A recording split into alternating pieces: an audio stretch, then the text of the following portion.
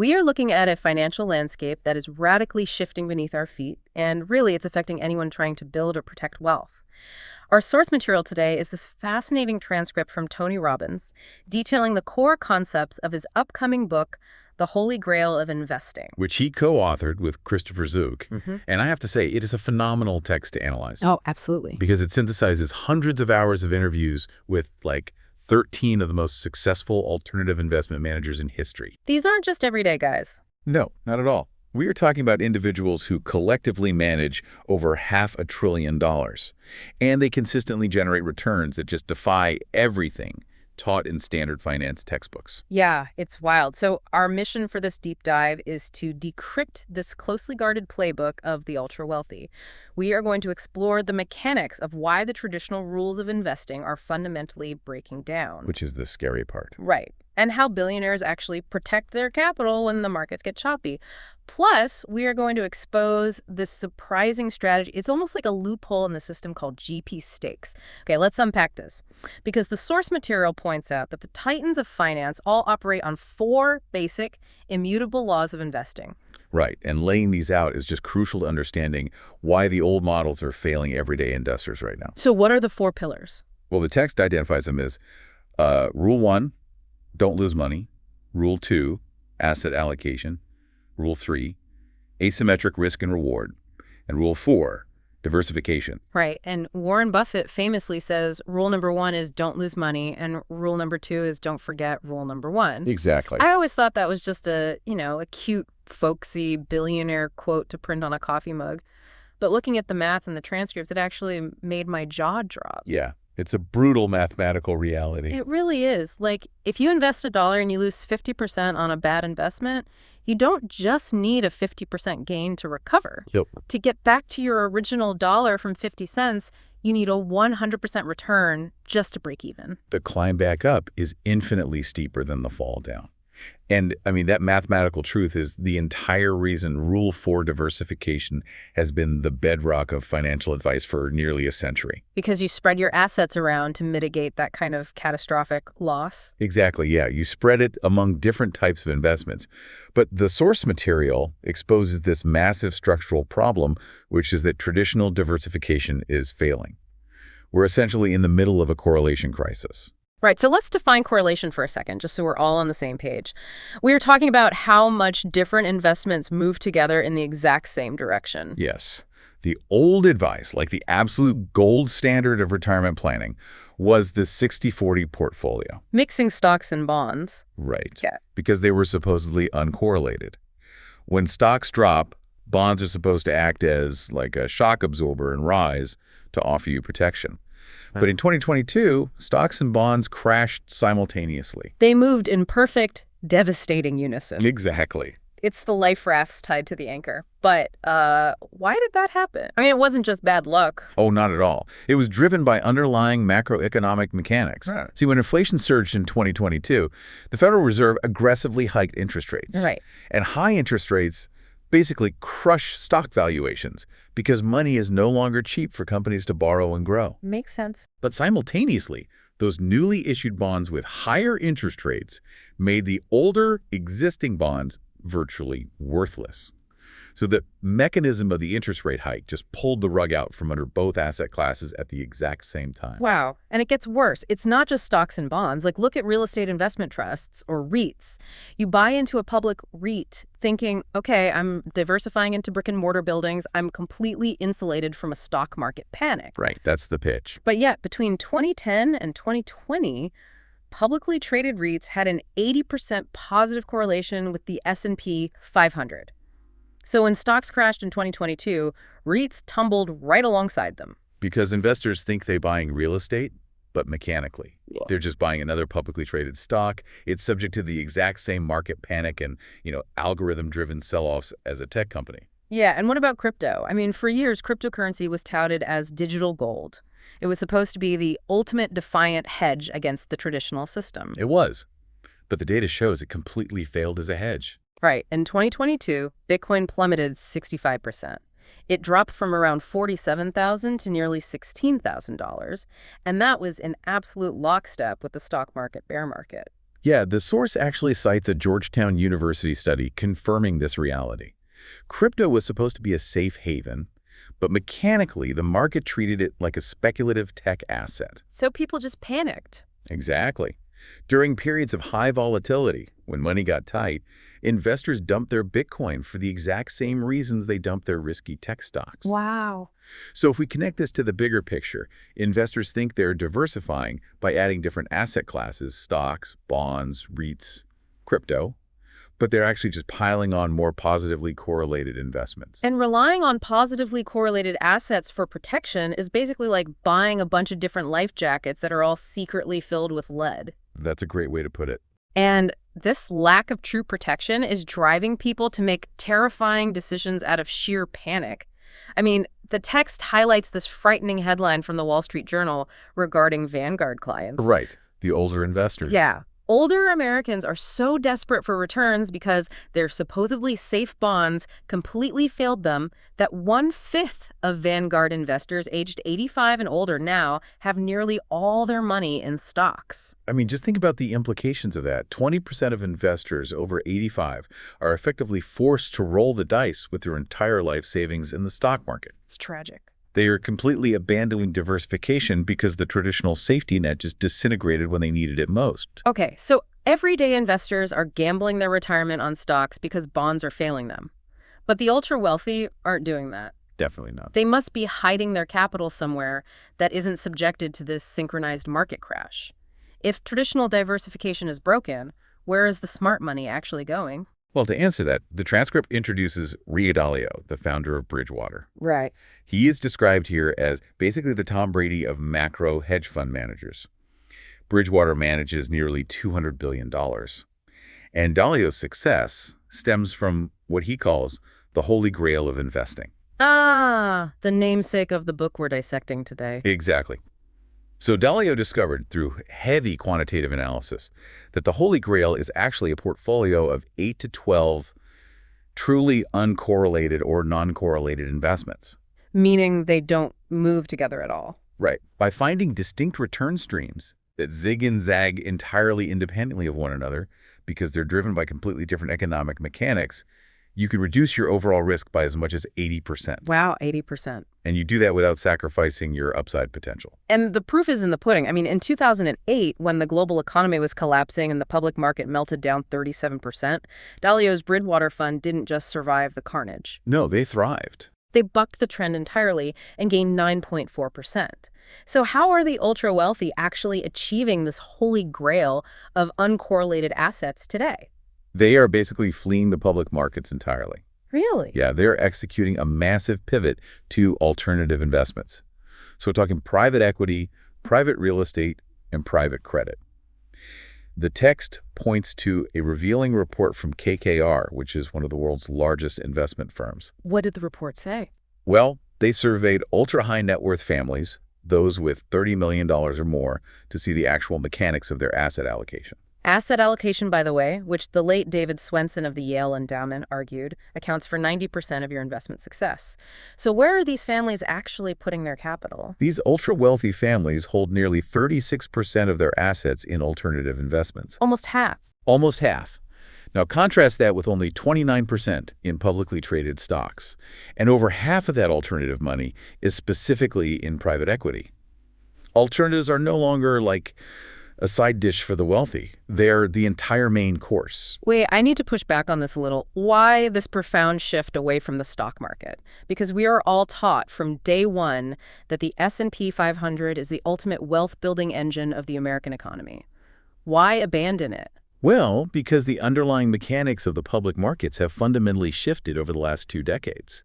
The text reveals that the number of publicly traded U.S. companies has fallen by nearly half since its peak in 1996. Wait, really? It halved? Halved. Today, there are only about 4,400 publicly traded companies left. That is wild. We hear about the stock market like it's this infinite, expanding ocean of opportunity, but it's actually shrinking rapidly. Exactly. Companies simply do not need the public markets to survive anymore.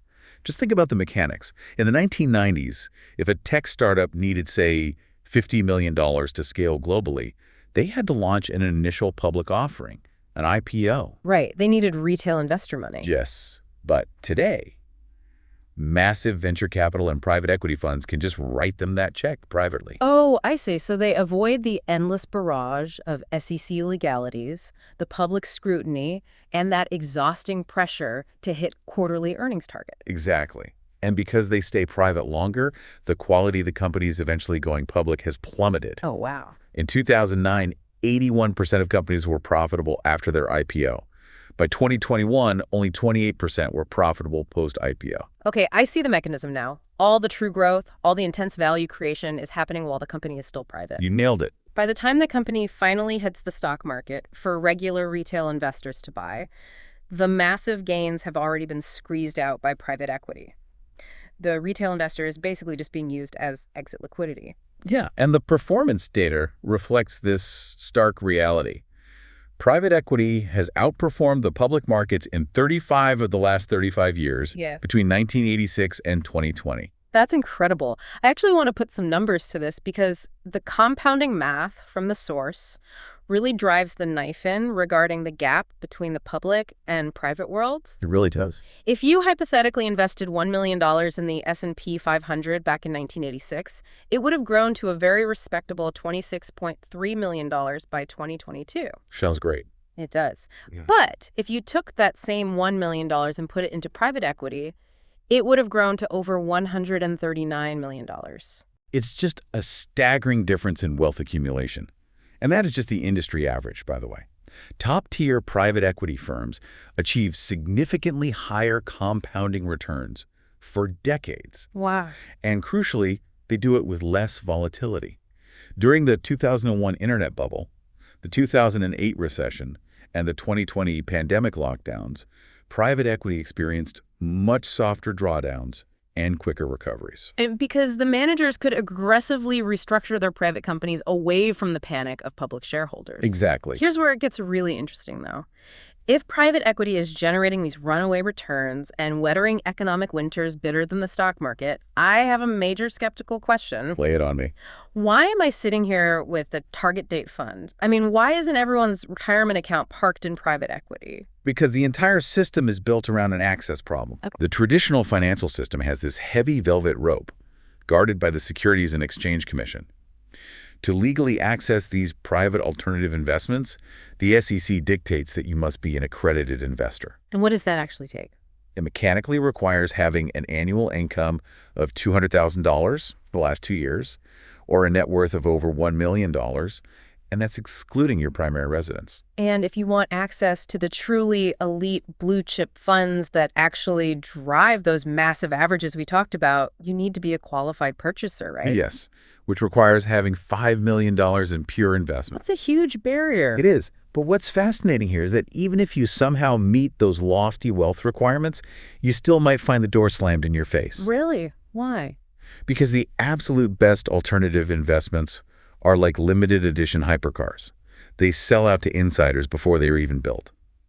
There is roughly $6 trillion managed by private equity right now, and it's projected to hit $14 trillion by 2025. So it's not just a velvet rope. It's a velvet rope with a mob of millionaires fighting to get through it. Yes, and individual millionaires are constantly getting elbowed out by mega institutions. Why? Cool. Sovereign wealth funds from oil-rich nations, multi-billion-dollar college endowments, mega family offices. They just throw their immense weight around and take all the available capacity in the top funds. Right. The source material shares this brilliant anecdote from Christopher Zook, the founder of CAZ Investments, that illustrates this perfectly. Of the fax machine story. Yes. Decades ago, Zook and his clients managed to pull together this massive pool of $5 million to invest in a highly sought-after flagship private equity fund. They had been trying to get access for years, so they send off their commitment, and they're waiting by this ancient fax machine for their allotment confirmation. They thought they had finally bought their way into the inner circle. Exactly. The fax machine starts making that awful racket, spits out the paper, and Zook's heart just sinks. Their massive $5 million check got slashed by the fund to a measly $250,000 allocation. Just incredible. Zook actually compares it to reserving a table at the absolute best pizza place in New York, getting your whole party there, only to be served a single slice to share with all your friends because the VIPs ate the rest. It just highlights the ultimate structural reality, which is that access is the ultimate edge in high finance. So how do you fight that? Well, to combat this, Christopher Zook built a unique model over the last 2 decades at CAZ Investments. He banded together over 3,000 high net worth individuals. Instead of going in as thousands of fragmented investors begging for a slice, they pool their capital into one entity. Ah, smart. Yeah, they write a single massive check that moves the needle just as much as, like, the MIT or Duke endowments. But wait, even with that pooled power, we are still talking about playing the game as an LP, a limited partner. You are just handing your money over to a fund manager and crossing your fingers that they perform. True.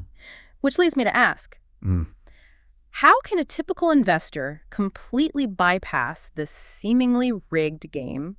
How do you ride this multi-trillion-dollar tsunami without just begging for a spot at the table? This brings us to the core thesis of the book, a strategy known as GP stakes, or general partner stakes. Okay, what is that? The mechanical shift is this. Instead of fighting to get past the velvet rope to become a limited partner in a fund, you buy a minority ownership stake in the asset management firm itself. So you stop being the gambler at the roulette wheel and you basically buy a piece of the casino itself. Precisely. You become a fractional owner of the general partner, the GP. These are the operating companies, the actual financial masterminds that launch, market, and manage the underlying private equity or private real estate funds. Hold on, we need to break down the actual economics of this so the listener understands the sheer power of it. How do these management firms actually make their money? Because, I've heard the term 2 and 20, but I want to understand it mechanically. Well, the 2 and 20 model is the ultimate wealth-building engine. First, the limited partners, the investors who put money into the fund, they pay the general partner a management fee just for overseeing their capital. Okay. This is typically 2% per year of all the dollars committed. And in alternative investments, the investors agree to lock up their money for long periods, usually 5 to 10 years, right? They can't just panic sell on a Tuesday. Exactly. And that lockup period is the magic ingredient. It means the general partner, the firm, has a contractually secured, steady, deeply predictable flow of top-line revenue guaranteed for the next 5 to 10 years. It's completely insulated from whether the stock market crashes tomorrow. Wow. Imagine running a business where you wake up on January 1st and you already know your exact baseline revenue for the next decade. That is the insane power of the 2% management fee. It really is. And that predictable cash flow is just the first of 4 major benefits of owning GP stakes. What's the second? The second benefit is the 20 in the 2 and 20 model. The general partner typically receives 20% of the profits they generate for their investors as performance fees. This is known as carried interest. Oh, okay. So as a minority owner of the firm itself, you get a piece of those outsized performance profits. You are literally making money on the brilliance of the managers using other people's money. That is wild. Okay, the third benefit is ultimate diversification. We spent the first half of this deep dive talking about how traditional diversification is failing. How does a GP stake actually fix that? Well, when you own a piece of a massive asset management firm, you aren't just invested in one company or one real estate project. You are exposed to every single fund that firm manages. Oh. And a typical top-tier firm runs numerous funds. Wait, let's pause at a term I see in the transcript here. Vintages. Are we talking about wine here? No, it's a borrowed term. A vintage refers to the year a specific fund is launched. Because firms launch new funds every few years, they are deploying capital across entirely different economic cycles. Which means you aren't dumping all your money into the peak of a single market bubble. Exactly. Furthermore, each fund contains dozens of underlying portfolio companies spread across different sectors and global geographies. Harry Markowitz, the Nobel Prize laureate, famously said diversification is the only free lunch. Right. Owning a GP stake gives you structural diversification at the highest possible altitude. Okay, and the fourth benefit is the exit multiplier. Yes. Sometimes these highly profitable private asset management firms decide to go public themselves, or they get bought out by an even larger mega bank. If you own a minority equity stake in that GP, you receive a massive multiplied return on your equity upon the sale of the firm. You literally sit shoulder to shoulder with the billionaire founders during the ultimate payout. That's incredible. The structural advantage is so potent that Paul Tudor Jones, the legendary macro investor who is famous for his strict 5-to-1 asymmetric risk-to-reward ratio, meaning he only risks $1 if the mechanics prove he can make 5 areas. He personally invests his own capital into GP stakes. Okay, but let's get incredibly practical for our listener. We've talked about the velvet rope locking normal people out. How does a listener actually execute this? Can you just log into an ordinary brokerage account and buy a GP stake? There are generally two paths. The simplest way is buying shares of the few massive alternative asset managers that have chosen to go public, like Blackstone or KKR. So you buy their public stock. Right. You are buying their public stock, but you are gaining exposure to their private market fee-generating machine. Got it. And the second path? For those who meet the accredited investor status, there are specialized pooled funds, like those managed by Christopher Zook's CAZ Investments, that focus entirely on sourcing and buying minority GP stakes in highly exclusive private firms that just aren't available on the stock market. So they act as the aggregator. Exactly, allowing smaller accredited investors to buy into the GP stakes ecosystem. Wow. So what does this all mean? We have covered a massive amount of ground today, pulling back the curtain on a financial world most people are never taught about. Yeah, if we synthesize everything we've unpacked, the core lesson is that our baseline perception of financial risk is flawed. Oh, so. The biggest risk right now isn't merely market volatility. The systemic risk is relying on a broken, highly correlated public diversification model. The great migration of capital away from public stocks and into private markets isn't a temporary fad. It's a permanent shift. It is a permanent structural reallocation of global wealth. And within that private market, the most creative, mechanically sound strategy is GP stakes, choosing to own the firm rather than merely hoping to get a sliver of the fund. It is a total shift in perspective from consumer to owner. But there is one detail from the source material that we haven't touched on yet, and it's a detail that could rewrite the entire rule book for everyday investors. Oh, the legislation. Yes. Right now, Congress is reviewing bipartisan legislation that would allow anyone to simply take a financial literacy test to become an accredited investor. They could completely bypass the SEC's massive net worth requirements. Which raises an incredibly important question about the fundamental nature of exclusivity and market edges. It does. And I want to leave you, our listener, with a final thought to mull over as you look at your own financial journey. If this velvet rope is truly lifted by new legislation, and millions of everyday retail investors are suddenly granted access to flood into private equity and alternative investments, will the smart money edge disappear entirely? That is the big question. Does an uncorrelated, exclusive market mathematically lose its magic the moment everybody is invited to the party? Or, to go back to our shipwreck, if everyone suddenly scrambles onto the exact same newly discovered life raft, does the sheer weight of the crowd eventually cause that raft to sink too? A deeply provocative and mechanically vital question for the future of investing. Thank you for joining us on this deep dive. Keep questioning the conventional wisdom, keep looking for the underlying mechanics, and we will see you next time.